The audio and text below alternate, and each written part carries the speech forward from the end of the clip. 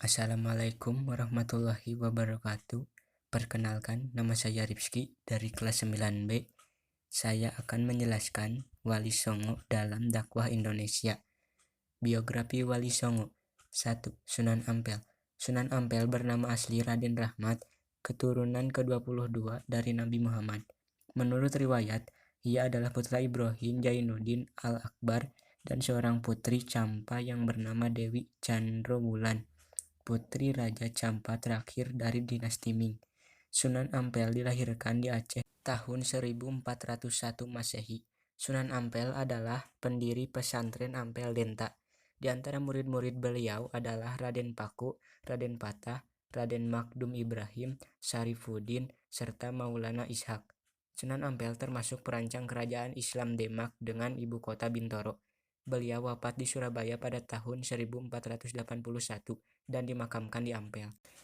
2. Sunan Gresik, dikenal juga dengan nama Maulana Maghribi, Syekh Maghribi, serta Syekh Jumadil Kubro. Beliau dianggap sebagai orang Islam pertama yang masuk ke Pulau Jawa, sehingga kedatangannya menandai permulaan masuknya Islam di tanah Jawa. Sunan Gresik meninggal pada 12 Rabiul Awal 882 Hijriah atau 8 April 1479 dan dimakamkan di Gapura Wetan, Gresik. 3. Sunan Bonang, lahir di Surabaya pada tahun 1465 dan wafat tahun 1525 di Tuban. Beliau dikenal dengan nama Raden Maulana Makdum Ibrahim. Beliau merupakan putra dari Sunan Ampel sekaligus saudara sepupu dari Sunan Kalijaga. Sunan Bonang dianggap sebagai pencipta gending pertama. Beliau berdakwah di daerah Tuban dengan menggunakan media wayang dan gamelan sesuai dengan kegemaran orang Jawa. Beliau juga yang mendidik Raden Patah hingga kelak menjadi raja kerajaan Demak. 4. Sunan Giri memiliki nama asli Raden Paku dan dikenal juga dengan nama Raden Ainul Yakin. Beliau merupakan putra Maulana Ishak. Beliau berdakwah di daerah Giri dan sekitarnya serta banyak mengirimkan para dai keluar Jawa seperti Madura, Bawean, Kangean, Ternate, dan Tidore. Sunan Giri adalah pencipta permainan anak bernuansa religius seperti jelungan, gendi perit, jorgula, cublak-cublak suweng, dan lir-ilir.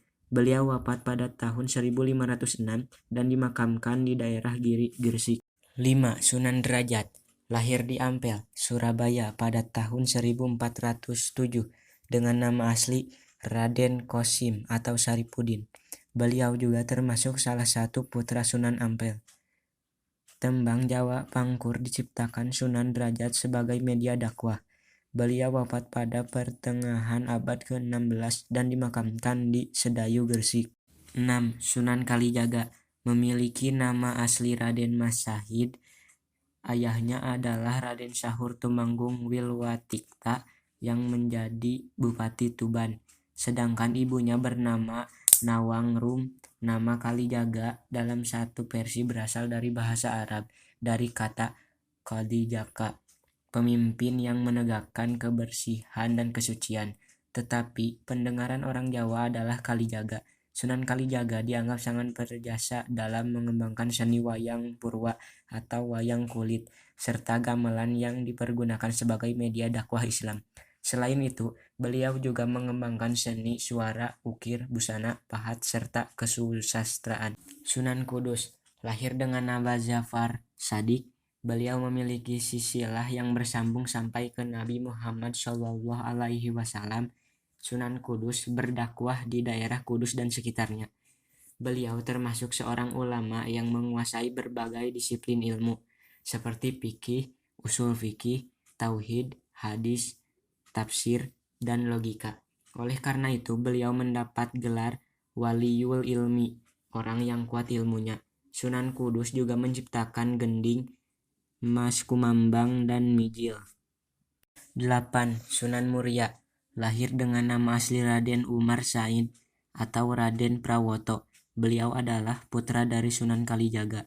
Dalam berdakwah, Sunan Muria cenderung memilih tempat yang jauh dan terpencil dengan menyelenggarakan semacam kursus-kursus keagamaan bagi kaum pedagang, nelayan, dan rakyat biasa. 9. Sunan Gunung Jati, memiliki nama asli Raden Syarif Hidayatullah. Beliau lahir di Mekah pada tahun 1448. Beliau merupakan cucu Prabu Siliwangi, Raja Pajajaran. Beliau berdakwah mengajarkan agama Islam di daerah Cirebon, Majalengka, Kuningan, Kawali, Sunda Kelapa, serta Banten. Sekian dari saya. Assalamualaikum warahmatullahi wabarakatuh.